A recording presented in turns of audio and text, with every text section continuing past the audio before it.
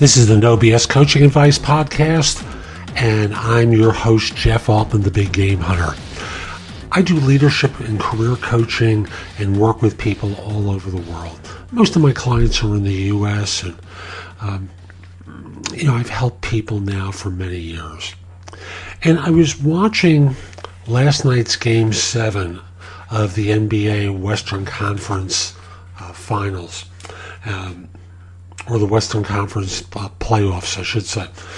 And I was reminded of a couple of lessons about the importance of Game 7s in our lives.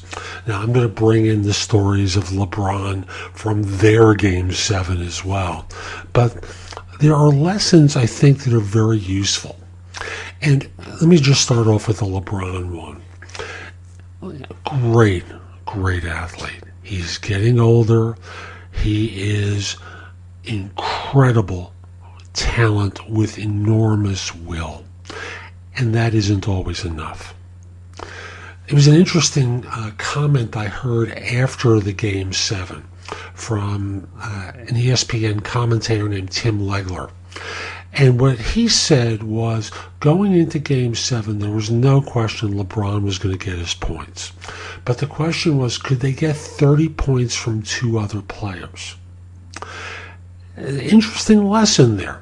It isn't always about star performance. It's about the supporting cast and having good people around leadership in order to ensure that the great talent or the visionary has their back covered. I thought that was a great lesson. And then the second one, I think, came from the Houston Golden State game. A great game. Challenging first half for Golden State.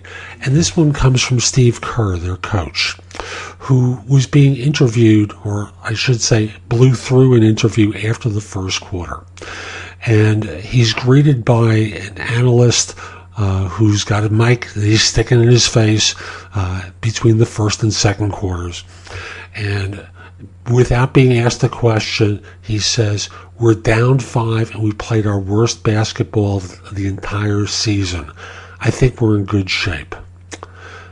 And then they're down by 9. They give up a drive and a score with 4.5 seconds left on the clock. So they're down by 11. An even worse performance. Yet once again, they came out for the third quarter and put on a display like only they can. I bring this up because Kerr very simply was able to recognize that although his team was agitated, although his team seemed a little nervous going into the game, they performed even though they weren't at their best. And thus, patience sometimes is the thing to focus on. Can you keep your head about you in the middle of crisis so that you can deliver? Often we get caught up in the emotion of the moment and fail to perform at our best. And Kerr, rather than freaking out at his players, just kept a level head and pulled them back in so that when they came out for the second half, they blew Houston away. Down by 11, they won by, I believe it was 9 or 11 points, one or the other. Where do you freak out and make a costly mistake that can affect you?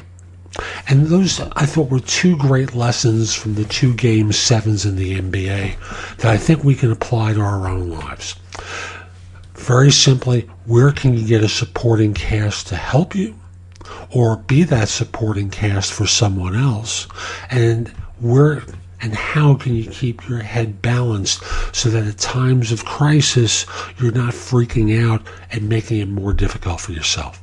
So, hope you found this helpful. If you're interested in my coaching you, connect with me on LinkedIn at linkedin.com/IN/The Big Game Hunter.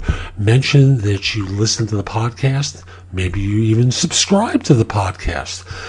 And once we're connected, message me about coaching. We'll set up a time for an introductory conversation, and I look forward to helping you.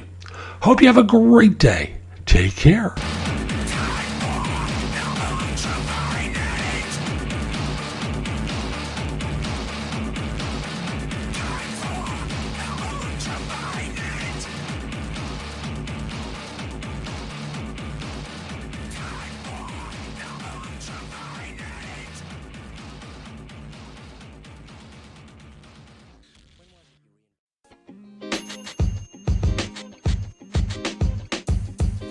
podcast you just heard was recorded with Anchor. If you want to make your own, download the Android or iOS app completely free from anchor.fm/podcast. That's anchor.fm/podcast.